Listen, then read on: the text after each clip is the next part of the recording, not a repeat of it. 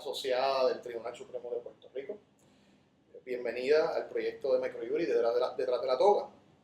Esta iniciativa busca acercar a la rama judicial a los puertorriqueños para que conozcan las historias, las vivencias del ser humano que imparte justicia a diario en los tribunales de Puerto Rico. Y sin más preámbulos, ¿verdad? Le hago la primera pregunta para que pueda elaborar. ¿Nos puede hablar de su familia, de su crianza, de cómo fue su desarrollo en esos primeros años de vida y cómo esa crianza definió su carácter y sus valores? Sí, seguro, cómo no. Pero antes que nada, bienvenido Daniel al Tribunal Supremo y a mi oficina donde paso algún tiempito durante la semana. Es un placer para mí recibirlo a ambos ustedes aquí en el día de hoy. Bueno, pues un poco, te puedo decir, evidentemente no te voy a decir cuándo fue que nací,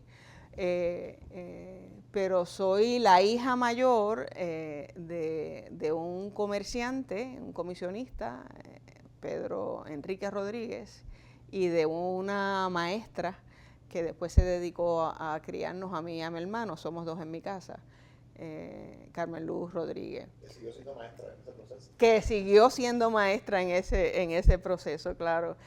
Así que en mi casa somos dos hermanos, una familia relativamente pequeña, porque por ejemplo, por el lado de mami yo lo que tengo son 2 primos y por el lado de papi tengo 4.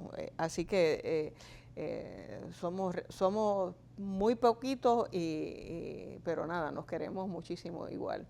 Pues de mi infancia, mis recuerdos son todos extraordinarios. Yo tuve los mejores papás del mundo, la mejor abuela del mundo.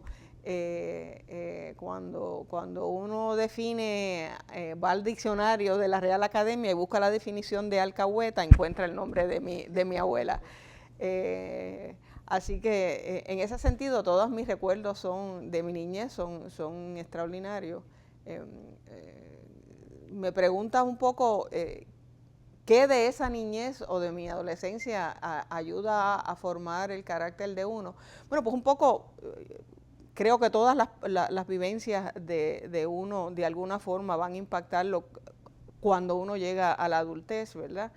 Pero de mis padres lo que recibí y creo llevar conmigo todavía es un amor profundo al estudio, a la lectura, particularmente de mi mamá, y un papá increíblemente trabajador y recto.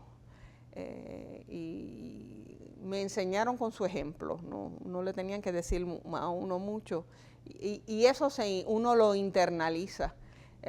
Así que creo que llevo un poquito o quisiera pensar que llevo un poquito de eso en mí.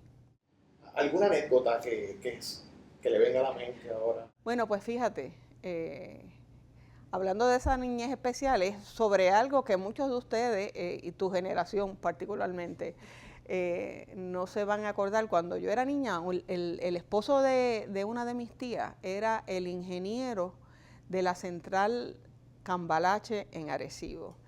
Y en esa infancia yo recuerdo las veces que yo me iba por lo menos 1 o 2 semanas a la casa de mi tía en la central y jugábamos con las montañas de azúcar sin refinar. Nos íbamos por los vagones de los trenes porque la caña la recogían y la llevaban en unos rieles, en unos trenes hasta la molienda, alando la caña del tren para comérnosla o montándonos en los vagones de los trenes. Así que eso son experiencias que yo un poco lamento y me da mucha pena que la juventud de hoy en día no las haya tenido. Fue muy especial, muy especial. ¿Cómo y cuándo fue su primer contacto con el mundo universitario? Bueno, yo me graduó de escuela superior. Decido que había una posibilidad de irme a estudiar mi bachillerato en Estados Unidos. No lo hice, decidí quedarme en Puerto Rico. Y ingresé en la Universidad de Puerto Rico, mi alma mater, en un año muy especial, un año de los que marcan a las personas, en 1968. un año muy convulso, no tan solo en Puerto Rico en la universidad, sino también en Estados Unidos, en París, la Revolución de 1968, ¿no? Así que estudié ahí un bachillerato en historia, comencé a hacer mi maestría en historia, pero en ese proceso me caso y me voy con el papá con quien sería el papá de mis hijos a vivir a Estados Unidos, así que vi interrumpida un poco los estudios posgraduados en historia. Usted estudia historia y le pregunto, en ese proceso de estudio, ¿nos puede hablar si tuvo alguna influencia, algún profesor, algún mentor o alguien que usted hoy puede decir, me acuerdo el primer día que entré al salón del profesor, de X profesor o de tal persona, o me topé en una discusión, en un argumento con algún profesor que le haya marcado? Yo te voy a mencionar a dos profesores míos de historia. Doña Aida Caro, la historiadora, una de las historiadoras por excelencia, igual que doña Isabelita Gutiérrez del Arroyo, una mujer brillante, extraordinariamente muy seria en el salón de clase, intimidaba un poco y transmitía ese amor por la rigurosidad en el estudio. El otro, sin duda, don Arturo Molares Carrión, con quien fui estudiante de él en bachillerato, en la maestría, y trabajé con don Arturo en un proyecto para conmemorar, el centenario de la abolición de la esclavitud. Y don Arturo tiene un lugar muy especial en mi recuerdo desde entonces. Moviéndonos ya de esa etapa de su vida, ¿de dónde, más adelante, dónde surgió la idea, el encuentro con el derecho? Pues mira, el encuentro con el derecho es más que nada fortuito y es porque no había otra cosa que hacer. Me explico. Como yo te dije, creo que te indiqué, me fui a vivir a Estados Unidos, luego me divorcio y regreso a Puerto Rico con mis niños, tenía 2 niños chiquitos, y en ese momento que voy a regresar a Puerto Rico, ya con mis hijos, divorciada, pienso que ¿qué voy a hacer con el resto de mi vida, verdad? Y pensé en ese momento retomar los estudios de mi maestría y continuar un doctorado en historia. Pero descarté esa opción pensando que un poco las posibilidades que me ofrecían eran exclusivamente en la academia y no había un abanico más amplio de posibilidades. Así que viendo qué podía hacer, en realidad pues decidí derecho porque no se me ocurrió nada más. Así que no me avancé a estudiar derecho porque siempre de chiquita quería ser abogada, para nada. Es que necesitaba un trabajo y me pareció que ese era... eso no quiere decir que tan pronto comencé a estudiar me enamoré de la carrera, ¿verdad? Pero llego a ella por pura casualidad. A eso voy en la próxima pregunta. Una vez usted decide entrar en la carrera, llega a la facultad y se encuentra ¿verdad? Con todo lo que implica entrar a una facultad de Derecho en aquel tiempo, ¿cómo usted nos puede resumir su estadía allí? ¿Qué experiencia, con qué experiencias usted se encontró? ¿Cómo lo dibujaría? Pues fíjate, yo estudié mi bachillerato, mi Juris Doctor, pude estudiar a tiempo completo de día porque cuando regreso de Estados Unidos voy a vivir a la casa de papi y mami me dan la mano con los 2 nenes, ¿verdad? Que eran pequeños, así que tuve esa dicha de que ellos me ayudaron en ese sentido y pude concluir mis estudios rápidamente. Bueno, a mí lo que me pasa cuando llego a la escuela de Derecho, que soy más cercana en edad y mi forma de pensar con mis maestros que con mis compañeros estudiantes, porque todos son jóvenes, perdón, no todos, la mayoría son jóvenes como ustedes, recién graduados de bachillerato que entran, así que yo era mayor que todos ustedes. Cuando uno estudia Derecho Mayor, bueno, pues las visiones son un poco distintas, el énfasis es distinto. Yo compartía muchísimo con todos mis compañeros, pero no podía compartir con ellos tanto como si hubiera estudiado corrida de bachillerato, bueno, porque los fines de semana y los viernes tenía que dedicárselo a mis hijos, ¿no? Igual que por las noches.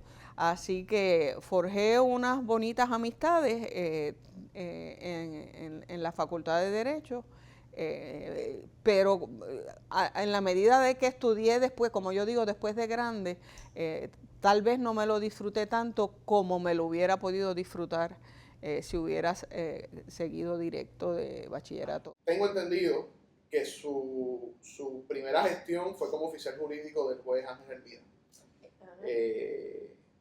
en el Tribunal Superior de San Juan. Eso es así. Como oficial jurídico.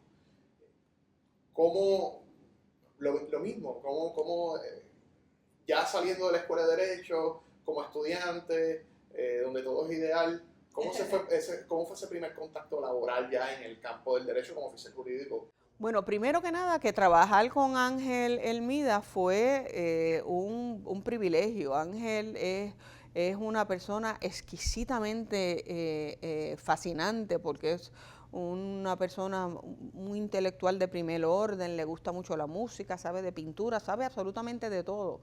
Era como ir a la escuela todo el tiempo.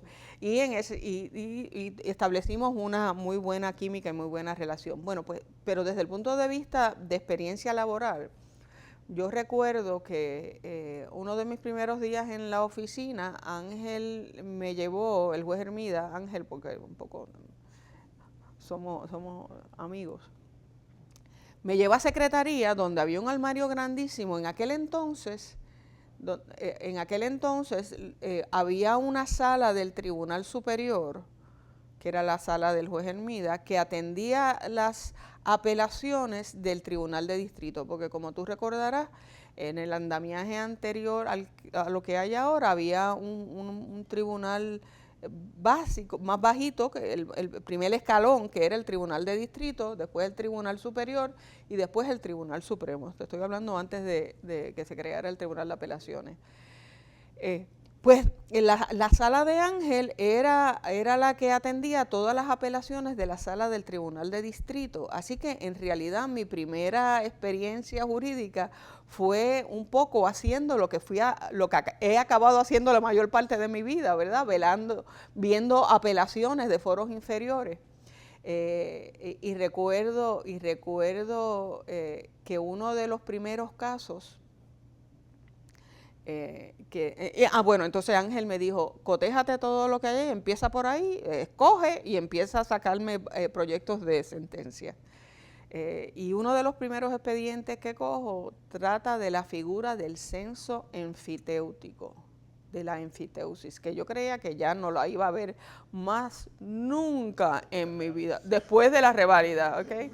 Así que eso a mí me estuvo de lo más jocoso. Pero lo que más me impactó, el primer proyecto yo le envío al juez el primer proyecto de sentencia para que él lo revisara. Me llama a la oficina para discutirlo. Me hace 2 o 3 preguntas, dudas que tenía de tal cosa, y yo le explico. Entonces saca la pluma y empieza a firmar la sentencia. Y a mí me dio un frío olímpico. Porque dije, ay Dios mío, eso que se resolvió estará bien resuelto. Y ahí fue la primera vez cuando yo sentí lo que es verdaderamente adjudicar y resolver un caso. Y te tengo que decir que me dio pánico haberme equivocado. Digo, nadie lo apeló y yo después revisé la sentencia para estar segura de que lo que yo le había presentado al juez era lo que era, y en efecto era así. Además, él la vio y la había estudiado. pero eso a mí me causó para eso a uno no lo preparan. Estoy obligado a insertar una pregunta ahora, casi obligada, porque después de eso usted fue procurador auxiliar y procuradora general luego. Sí. Después de esa experiencia con el juez Hermida y luego en sus faenas posteriores, ¿cruzó por su mente que iba a terminar? No, en el tribunal. En el tribunal. No, de verdad que no, de verdad que no. En algún momento sí pensé que me gustaría la judicatura. A mí un poco, los jueces, un poco lo que hacen es estudiar, leer y escribir. Y en ese sentido es muy parecido a lo que hace el historiador. Pues estudia, investiga y escribe. Así que como ese fue mi bagaje, mi inclinación inicial, pues era una forma de canalizarla, pero yo nunca pensé que iba a estar aquí en el Tribunal Supremo, absolutamente para nada. Hablando de eso, ya que mencionamos su estadía como Procuradora General, ¿cómo fue esa experiencia como Procuradora General? Y permítame hacer una pregunta compuesta. Hablándonos de esa experiencia, ¿entiende que el haber ocupado esa posición le da una noción diferente en casos de alto interés público? Bueno, mira, el puesto de Procurador General, el juez El Pillo, que también fue Procurador General, decimos lo mismo, que es el mejor puesto para un abogado que hay en el gobierno, sin duda, sin duda. Porque es una posición que te permite de alguna forma impactar la política pública del Estado, del gobierno, para forjar el derecho de X forma y de X manera, ¿no? Así que en ese sentido, sin duda, es de los mejores puestos para un abogado, yo diría que más que el secretario de Justicia, porque el secretario de Justicia entra en otras consideraciones, ¿verdad? El procurador nadie sabe, generalmente nadie sabe quién es el procurador o la procuradora general. Así que eso evidentemente familiariza a uno con cómo debe ser la política pública del Estado vista desde el punto del Ejecutivo. Porque es a eso a lo que uno tiene que defender, porque como Procuradora General tú eres la abogada del Estado en los tribunales apelativos, ¿verdad? Así que en ese sentido es un reto importantísimo, de una gran carga y una gran responsabilidad, que yo disfruté enormemente. Esa es una oficina exquisita, donde de ordinario los abogados que ahí laboran son jóvenes muy inteligentes y muy comprometidos con servirle a su país. Y siempre ha sido así tradicionalmente y es así ahora en este momento. Nunca se ve en esa posición, porque yo ¿verdad? Entiendo que muchas veces en Puerto Rico y en la academia jurídica no se le da énfasis, no se explica esa función. Claro. Conocemos la figura del juez, la figura del fiscal, la figura del abogado de defensa o el abogado que litiga un caso civil, pero esa figura del procurador general no entiende que debe haber más énfasis hoy en día en lo que hace, claro, en la carga que tiene. Fíjate, en Estados Unidos a veces lo denominan el 10º juez, the 10th Justice. Pues precisamente porque a fin de cuentas, fíjate, el Procurador General, si bien es cierto que su función es transmitir la posición oficial o la política pública oficial del gobierno sobre un asunto en particular, pero también es un funcionario del tribunal.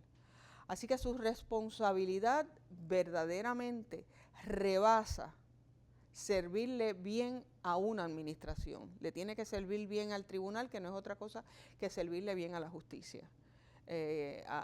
Y en ese sentido, esa figura pues se pierde en la madeja del día a día de la discusión política, si queremos, del país. Y el secretario de Justicia, bueno, pues siempre se roba en ese sentido el espacio. Luego de que usted fue procurador general de Puerto Rico, tuvo una experiencia en la práctica privada. Entiendo que esto estuvo en el bufete Martínez Odell y Calabria, y allí resultó ser socia propietaria, dirige la división de práctica apelativa y codirige la división de litigio.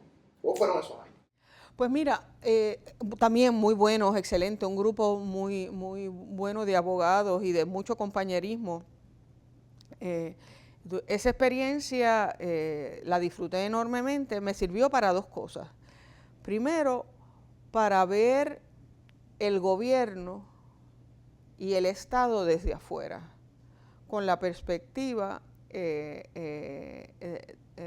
ente privado, que es muy distinta a cuando uno está en el gobierno. Así que eso un poco permite redondear la visión que uno tiene sobre los distintos asuntos. Me permitió también ver, en la medida que uno practicaba el derecho, bueno, pues ver cómo se hacen las cosas de verdad, no necesariamente como dice el libro. Y lo tercero que me llevo de esa experiencia es que me cimentó en mí la creencia que a mí lo que me gustaba es el servicio público. Aún así, cuando ¿verdad? Nos dice eso, que cimentó en usted que le gustaba el servicio público, ¿usted cree que estar en ese tiempo que estuvo en la práctica privada se lleva algo de eso a la posición que actual ocupa? Claro, seguro. Claro que sí, porque yo sé lo que en alguna medida estoy más familiarizada con lo que le pasa al abogado que va a litigar en los tribunales, bueno, porque yo había litigado en los tribunales, porque creo que puedo entender mejor el problema que se le presenta, por ejemplo, a alguien que está en una agencia y la agencia pidiendo un permiso, en un proceso interno, por ejemplo, de adjudicación de subastas, que se hacía mucho en el bufete donde yo estaba, y ver los problemas internos de la agencia y por qué no son responsivos y entonces, bueno, pues nuevamente, yo creo que particularmente los jueces de un tribunal supremo, el que sea, o del tribunal más alto en cualquier jurisdicción, mientras más experiencia de vida diversa tengan, mejor necesariamente tiene que ser su desempeño. Luego de eso, vamos a movernos ahora al 2001. Al 2001, muy bien. En 2001 se le designa el cargo de secretario de Justicia. ¿Verdad? Añadiendo de que fue la primera mujer en ser confirmada para ese puesto. ¿Nos podría contar su estadía en esa posición? ¿Cómo la resumiría? ¿Cómo la resumiría? Excitante, extenuante, un reto continuo, algunas frustraciones y una experiencia única. A mí me gustó mucho ser secretaria, me encantó en realidad. Ya al final, bueno, pues se cansa uno, ¿verdad? Porque si hay algo que a mí no me gusta del servicio público a ese nivel es la pérdida de intimidad. Y más ahora que todo el mundo tiene teléfonos y te graban y te toman retratos y entonces en ningún lugar puedes disfrutar de tu intimidad. Sin el ojo público. Cuando a uno lo reconocen, pues es un problema, porque donde quiera que uno, gracias a Dios, en la medida que estoy aquí en el tribunal, bueno, pues con el tiempo eso se va perdiendo, ¿verdad? La gente se va olvidando un poco. Pero esa es la única experiencia del servicio público que no disfruté. Ser secretario de una agencia como Justicia representa unas complicaciones. ¿Usted cree que hoy en día el juicio social en general entiende la carga de trabajo que tiene alguien como el secretario de Justicia en el país? Yo pienso que no, fíjate, yo creo que no, yo creo que una Fíjate, al principio de mi gestión como secretaria, la Asociación de Periodistas me invitaron a hablarles informalmente, que ellos tenían su reunión anual y me pidieron que les fuera a hablar y que compartiera con ella. Y eso fue como en mi primer año, tarde en mi primer año. Y yo recuerdo que les dije a ellos que una de las cosas que a mí más me había chocado al asumir el cargo y esos primeros meses de desempeño era la suspicacia, incredulidad que había, no tan solo en los medios, sino en la ciudadanía, sobre las gestiones que uno estaba llevando a cabo. Es decir, se parte de la premisa de que de alguna forma los funcionarios y los secretarios y demás están haciendo las cosas mal, son corruptos, están chanchullando las cosas y eso a mí me chocó mucho al principio. Yo creo que la inmensa mayoría de los funcionarios públicos y de los secretarios de gabinete en el pasado y en el presente son personas con un profundo amor por su país, por Puerto Rico, por un profundo deseo de mejorar la calidad de vida de los ciudadanos. Puede que uno no esté de acuerdo a lo mejor con una política pública que se adopta con relación a un asunto en particular, pero eso no quiere decir que haya malas intenciones, deseo de hacer daño, todo lo contrario, son personas que por amor a su país hacen unos sacrificios bien grandes. Porque tú estás llamado a resolver y atender las cosas 24/7, no hay descanso. Yo durante mis primeros 6 meses, yo iba a mi oficina absolutamente todos los días. Los otros 6 meses iba 6 días. Los domingos de ordinario no trabajaba. Pero al principio eran absolutamente todos los días y después 6 días. Y eso es una carga pesada. Luego de eso, ¿verdad? Moviéndonos en el timeline de su carrera, luego de eso, dentro de ese mismo cuatrenio, posteriormente el 19 de agosto del 2004, usted juramenta como juez asociado del Tribunal Supremo, puesto que actualmente ocupa también. Nos interesa saber cómo fue ese proceso que antecedió esa juramentación. Entiéndase, ese primer acercamiento del primer ejecutivo del país, cuando la llaman y le dicen, estoy considerando, no sé si esa fue la manera. Una vez la nombran, que aquí suelen hacer una conferencia de prensa, usted sabe que tiene una vista pública, a la cual usted tiene que atender, se tiene que preparar. ¿Cómo fue todo ese proceso? ¿Cómo fue esa carrera, ¿verdad? Desde que usted levanta el teléfono y está el gobernador o un ayudante diciéndole, estamos considerando para esto, mira, hay vista pública a tal fecha. ¿Cómo fue ese proceso? Probablemente tortuoso lo define correctamente.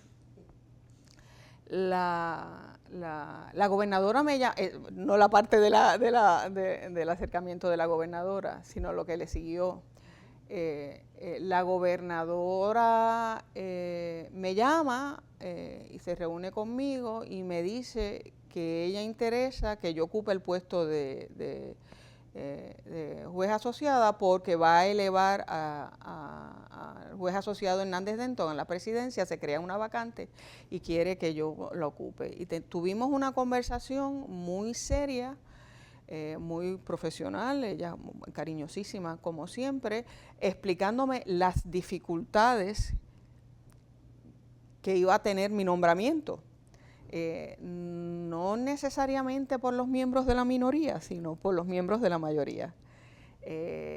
Y yo le dije que yo era consciente de esas dificultades, ten presente que como secretaria nosotros habíamos referido al FEI a varios alcaldes populares, a senadoras populares, a representantes del Partido Popular. Cuando se investiga, uno no está consciente o no debe estar consciente del apellido, ¿verdad? Un senador popular, eso es irrelevante, pero para los políticos eso no es irrelevante. Así que eso evidentemente había generado alguna tensión con los miembros del partido de la gobernadora. Y yo era consciente de eso y tuvimos una conversación precisamente sobre las dificultades que ellos, una conversación muy profesional, como te dije, las dificultades que eso podría conllevar. Ella obviamente me dio su respaldo total. Pero mira si la conversación fue bien seria, que al otro día ella me llama y me dijo, Anabel, ¿a ti te interesa esto? ¿Tú estabas tan sosa? Yo dije, bueno, no, gobernadora, claro que sí, no estaba sosa, es que lo que hablamos es cierto, yo sé que va a ser un proceso muy difícil, y efectivamente fue. Yo no sé si tú sabes, no voy a entrar en detalles porque no vienen al caso, pero mi vista, un juez del Tribunal Superior emitió un injunction paralizando la vista del Senado, mi vista de confirmación. Y en ese momento yo me tuve que, un injunction, que dicho sea de paso, no procedía, pero bueno, se expidió la orden y yo me tuve, el mismo, para impedir que yo fuera a la vista de confirmación, se expide hoy por la tarde y mi vista es mañana. Y entonces llega mañana por la mañana, la vista creo que era a la 1 o a las 11, no recuerdo, no era a primera hora por la mañana, era tarde en la mañana. Y yo llamo al secretario de la Gobernación para decirle, yo no puedo ir a la vista del Senado. Voy a llamar al presidente del Senado porque hay un injunction y me lo impide. Yo creo que está mal expedido, pero como posible juez voy a estar violando una orden del tribunal. En eso había una vista pautada esa mañana y la juez dejó sin efecto el injunction. Así que un poco eso te da el sabor de las controversias que se habían generado a través, como resultado de mi nombramiento. Yo tengo por ahí todas las primeras planas de un periódico en particular, un día completo de personas que fueron a oponerse, además de las que estaban, así que más el día de mi vista. Así que fue un proceso de lo más interesante, un poquito complicado. ¿A qué usted atribuye? ¿Qué herramienta, cuál fue la herramienta que usted utilizó para que en esa vista usted pudiera exponer cuál era su misión aquí una vez aceptado el nombramiento de la gobernadora? ¿Cuál fue, usted cree que fue la clave en esa vista? Bueno, un poco, yo creo que eso se lo tienes que preguntarle a los senadores, ¿verdad? Que son los que están del otro lado. Yo lo único que te puedo decir es que de mi parte, pues yo fui a decir allí pues lo que yo entendía que tenía que decir y a contestar todas las preguntas que me preguntaran, a aclarar cualquier duda que tuvieran, a rechazar cualquier imputación que entendiera que fuera injusta, inválida, incorrecta, con mucha tranquilidad porque... Y yo lo dije en la vista, ustedes deciden si me confirman bien y si no yo me voy para mi casa tranquila, y es de verdad. Ellos tienen esa prerrogativa, si quieren confirmarla a uno bien y si no, pues también no voy a ser ni mejor ni peor persona porque me confirmen o me dejen de confirmar. Y así un poco se los dije, le dije, si no, pues yo mañana pues me voy, recojo mis motetes y me regreso a mi casa y sigo con mi vida. Bueno, ya sabemos la decisión que tomó el Senado en aquel momento. Usted, como juez asociado del Tribunal Supremo, pues también se ha mantenido activa en la academia. Usted en la academia imparte los cursos de Historia del Derecho, también imparte el seminario de revisión judicial. Y Derecho y Literatura. Derecho y Literatura. ¿Cómo ve la Facultad de Derecho hoy en día? ¿Qué impresión le causa? Pues fíjate, a mí te tengo que decir, yo imparto, como tú bien dices, imparto esos cursos en la Universidad Interamericana y tiene una facultad de primer orden, francamente. Yo hace unos años estoy dando esos cursos, son personas, la facultad, muy comprometidas con el estudiantado, muy entregados a sus estudiantes, muy entregados a la universidad como tal. Los estudiantes, a mí me encanta enseñar porque me encanta compartir con ustedes. Yo creo a veces que yo aprendo más de ustedes que lo que ustedes pueden aprender en mis clases. Y en ese sentido es algo que me llena de una enorme satisfacción. Y entonces he recobrado, ¿verdad?, ese amor por la educación. En términos más generales, saliendo, ¿verdad?, de la facultad donde usted pues, desempeña como profesora, como tal, en términos generales, la educación jurídica en Puerto Rico, ¿usted cree que estamos a la altura de los tiempos? Las facultades están preparando para los retos de hoy día que enfrenta Puerto Rico. Bueno, fíjate, hablando un poquito más amplio, yo creo que el problema fundamental de nosotros, de nuestra sociedad como país, es el problema de nuestra educación, al margen, al lado dejando un poquito al lado la educación jurídica. Cualquier país, por ejemplo, mis papás, los dos fueron productos de la escuela pública, fueron unos excelentes profesionales. Y hubo una generación que aquí se creó en las escuelas públicas del país. Mi abuela fue maestra en las escuelas, mi mamá fue maestra en las escuelas públicas. Había un compromiso muy especial y eso se ha perdido. Yo creo que nuestro fracaso como país no es otra cosa que un reflejo de nuestro fracaso en la educación. No puede ser que un estudiante universitario llegue a la universidad, que esta no ha sido una experiencia mía, pero aclaro, llegue a una universidad y no sepa lo que es el Holocausto. No puede ser. No puede ser. Pero en lo particular que a lo que me lleva, yo creo que la educación jurídica de hoy en día está un poco evolucionando. Yo creo que a veces las escuelas y a veces nosotros los profesores nos preocupamos un poco más de que ustedes pasen la reválida que en convertirlos a ustedes en letrados. Enseñarles a ustedes a pensar. Y eso hay que trabajarlo sobre la marcha. Por ejemplo, un curso como de Derecho y Literatura es un curso que te permite abordar los temas jurídicos desde otra perspectiva totalmente distinta. Y después de todo, los abogados escribimos malísimo, así que vamos a ver a los grandes escritores, ¿verdad? Y cómo ellos tienen una habilidad de transmitir qué es la justicia, qué es lo justo. Y esa sensibilidad que tiene el escritor, tratársela de transmitir a un abogado. Así que en la medida de que se nos pueda olvidar como profesores de una escuela de derecho, se nos olvide que detrás del expediente hay un ser humano y que a ustedes hay que enseñarle cómo atender a ese ser humano, pues no hacemos bien nuestra labor. Es importante, imprescindible que eso se haga. De la misma forma te tengo que decir, coetáneo con eso, cónsono con eso, que tenemos que ser conscientes que la reválida no puede ser el último filtro. El filtro tiene que estar en las escuelas. Y antes de eso tiene que estar en las universidades, y antes de eso tiene que estar en las escuelas elementales e intermedias.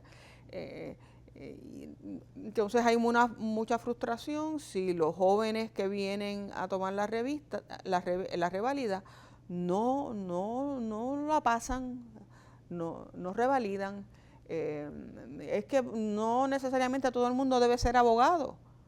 Y hay otras actividades igualmente válidas y prestigiosas, porque uno lo hace, ¿no? El título no hace a uno hace a lo que uno, donde uno se desempeña. Así que en ese sentido, yo creo que se hace muy buen trabajo, queda mucho por hacer. queda mucho por hacer, pero es continuo, la humanidad no para, es un desarrollo continuo. Usted utiliza una palabra, el letrado. Uh-huh. La primera vez que yo escuché esa palabra, recuerdo, no sabía, yo muy, muy temprano, a lo mejor en mi adolescencia, no sabía que cuando decían letrado se referían a un abogado, porque ya creo que las nociones habían cambiado socialmente, y el abogado es el abogado, el que sabe de leyes y derechos, y esa palabra de letrado a lo mejor no estaba tanto en uso para referirse al abogado. ¿Usted cree que dónde se dio el cambio más trascendental para que eso dejara de pasar, para que el abogado se dejara de llamar letrado? Bueno, cuando empezamos a convertir lo que es una vocación en un trabajo, en una forma de ganarnos el dinero. Yo sé que esto suena un poquito utópico, ¿verdad? Porque todos tenemos que ganarnos dinero porque tenemos que pagar la hipoteca, los nenes tienen que ir a la escuela y hay que pagar el carro. Pero cuando empezamos a fijarnos más en cuánto ganábamos, qué me pagan, cómo yo puedo ascender en este sitio ganándome más dinero, etcétera, etcétera, y pierdo mi norte, la brújula se trastoca y no sé dónde está mi norte. Y eso es una pena, porque después de todo, fíjate, ¿qué son las leyes? Las leyes son el reflejo de los valores en un momento dado de una sociedad. Así que tú tienes que saber todo aquello que incide o que impacta a esa sociedad, porque es lo que los mueve, que a la larga es lo que va a mover a la legislatura, una constitución, unas leyes. Así que tú tienes que conocer de sociología, de antropología, de historia. Y hablando en esa misma línea, algo que mencionó, prontamente un grupo de personas que se han graduado de la Escuela de Derecho van a enfrentarse a la revalida.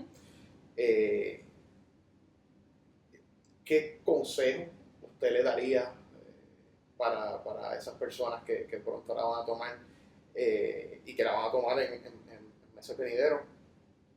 Y, ¿verdad? De lo que nos pueda decir, hace falta replantearnos ese proceso de revalida, por lo menos el contenido, cómo se conduce, cómo se elabora. Bueno, fíjate, varias cosas. El consejo yo no se lo daría necesariamente a los que la van a tomar, sino a los que entran en la escuela de Derecho. Porque al estudiante que entra a la escuela de Derecho, si aprovecha verdaderamente esos 3 años o 4 años que te tome, o 5 algunos, graduarte, si de verdad lo aprovechas, no deberías tener problemas pasando la reválida. Claro, eso presupone que estudias para la reválida. Y estudiar para la reválida quiere decir que hay un verano que tú te desapareces casi de la faz de la tierra. Y no estás yendo a la placita los miércoles o los jueves por la noche. Es un último sacrificio que tienes que hacer. Y en ese sentido, si eso se hace y se hace bien desde el primer día, es muy raro que no la pases. Hombre, hay sus excepciones, uno a veces se pone muy nervioso, te bloquea, si te enfermas y la vas a tomar enfermo, pero prefieres, hay otros factores exógenos que te pueden afectar. Pero así que mi consejo a quien va dirigido es al que entra, no al que la va a tomar. Aunque al que la va a tomar le digo que estudie ese verano y le digo que el día antes de la reválida no estudie, a ese día no va a aprender nada que ya no se haya aprendido.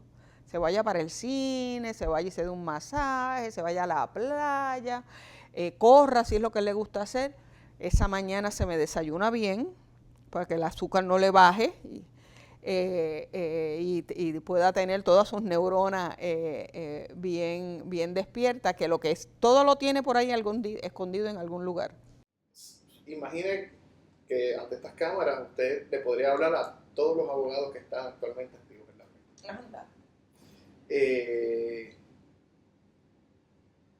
¿Tiene algún consejo para esos abogados que están en la práctica de manera general, por lo que usted ha visto en el tribunal, por los escritos que le llegan, por cómo se plantean los errores, cómo a grosso modo, lo que usted ve en la profesión, un consejo que usted le gustaría, ¿verdad?, decirle a todos los abogados si tuviese, ¿verdad?, imaginariamente todos esos abogados detrás de la cámara viendo esta entrevista. Tal vez el mejor consejo que le puedo dar es que sean conscientes que el arma más fuerte que tiene el abogado para convencer es la palabra hablada y la palabra escrita. En el caso de nosotros, de ordinario la palabra escrita, porque no damos, aunque damos vistas orales, pero no lo hacemos rutinariamente. Así que hay que ser extremadamente cuidadoso con el lenguaje, con la redacción. Más no es sinónimo de mejor. Un escrito muy largo no quiere decir que usted tenga más razón.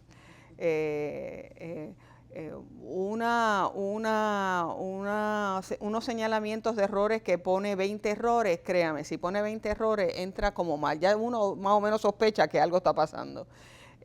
3, 4 errores. Enfoque su controversia. Cuando usted llega a un tribunal supremo, nadie conoce mejor su caso que usted. Usted sabe cuál es lo bueno y lo malo. Enfóquese en sus puntos fuertes. Enfóquese en sus puntos fuertes. Y hágalo de forma tal que transmita un mensaje con claridad. Y mejor consejo para transmitir un mensaje con claridad, lea. Y no lea libros de derecho, ni lea opiniones del tribunal. Los jueces y los abogados no sabemos escribir. Lea literatura. Expóngase a otros mecanismos, a otros medios, de transmitir ideas. Y eso lo va a ayudar en su redacción. Y un poco lo que yo hacía antes, cuando escribía, era obviamente se lo daba a alguien para que lo leyera, y si no, yo lo leía en voz alta. Porque cuando uno oye es distinto a cuando uno lee. Y cuando uno lo oye se da cuenta como que no suena bien. Pues si no suena bien es que probablemente no esté bien escrito. Así que un poco ese sería mi consejo a la clase legal y a los abogados. Y finalmente, obviamente, que hagan siempre lo que entiendan justo y correcto. Eso de utilizar otros medios como la literatura o salir, ¿verdad?, del box jurídico, me lleva a la última pregunta y no menos importante. Usted tiene una carga diaria como juez, que es bastante, ¿verdad? ¿Qué hace para liberar esa carga diaria? ¿Qué pasatiempos tiene? ¿Qué usted hace para salir del mundo jurídico como tal y ver otras perspectivas y tener otras realidades? Bueno, pues lo que hago, tengo varios grupos de amistades muy cercanas, y lo que nos gusta hacer, 2 cosas: comer bien y tomar buen vino. Así que a mí me gusta mucho cocinar. Y con alguna frecuencia nos reunimos, cocinamos, probamos buenos vinos, nuevos vinos, etcétera, y disfrutar con las amistades, además de, evidentemente, como sabes, leer, que me gusta mucho. Tengo una casita fuera del área metropolitana y los viernes trato de desaparecerme de San Juan lo más rápido posible. ¿Y qué suele leer? Que no sean casos ni... Novelas de personajes históricos, biografía, literatura, en inglés y en español, así que de todo un poco. Bueno, ha sido un placer hablar con usted. Estoy seguro para los amigos que ven esta entrevista también. Le doy las gracias por su tiempo. Pues nada, gracias. Muchas gracias, y esperemos, ¿verdad?, que todos esos consejos y toda esa vivencia que ha contado pues sirva para que la gente vean usted, ¿verdad?, un ejemplo, un apoyo. Muchas gracias. Gracias a ti.